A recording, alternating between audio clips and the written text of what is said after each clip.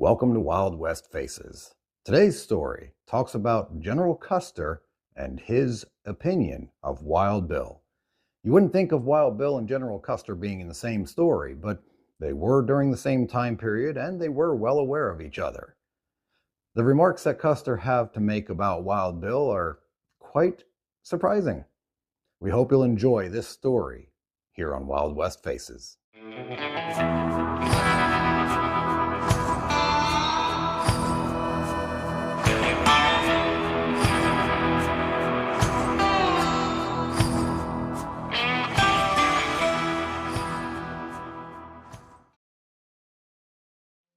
Among the White Scouts were numbered some of the most noted of their class. The most prominent man among them was Wild Bill, whose highly varied career was made the subject of an illustrated sketch in one of the popular monthly periodicals a few years ago. Wild Bill was a strange character, just the one which a novelist might gloat over.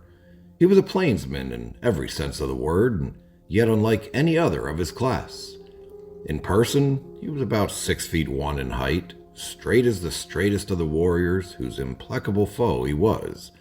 He had broad shoulders, well-formed chest and limbs, and a face strikingly handsome, sharp, clear blue eyes which stared you straight in the face when in conversation, a finely shaped nose, inclined to be aquiline, a well-turned mouth with lips only partially concealed by a handsome mustache.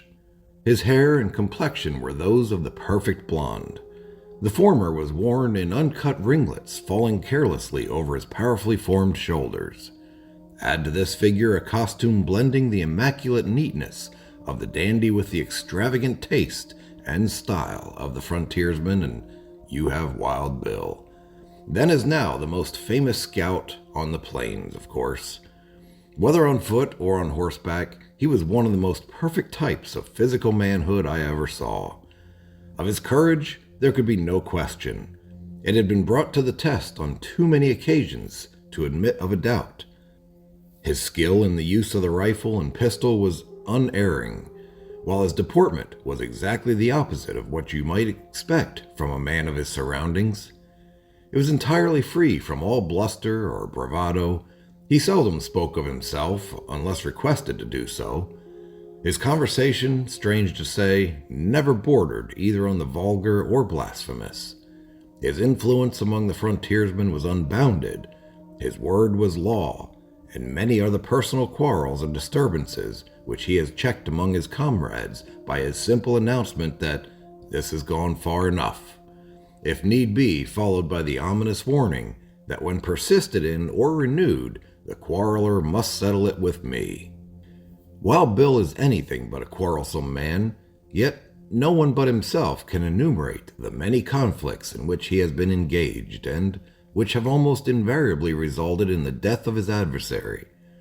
I have a personal knowledge of at least half a dozen men whom he has at various times killed, one of these being at the time a member of my command. Others have been severely wounded, yet he always escapes unhurt. On the plains, every man openly carries his belt with its invariable appendages, knife and revolver, and often two of the latter. Wild Bill always carried two handsome ivory-handled revolvers of the large size.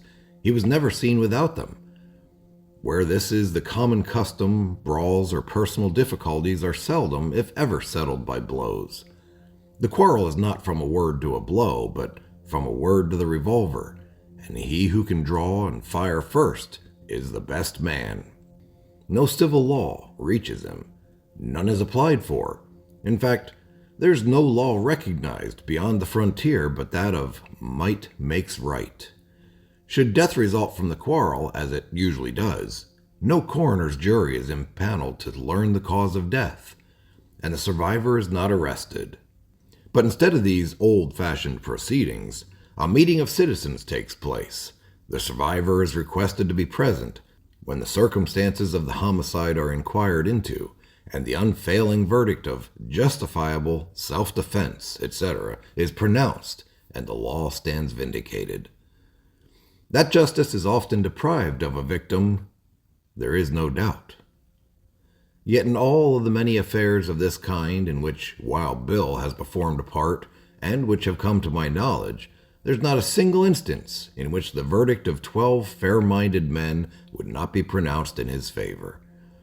That the even tenor of his way continues to be disturbed by little events of this description may be inferred from an item which has been floating lately through the columns of the press, and which states that the funeral of Jim Bludso, who was killed the other day by Wild Bill, took place today.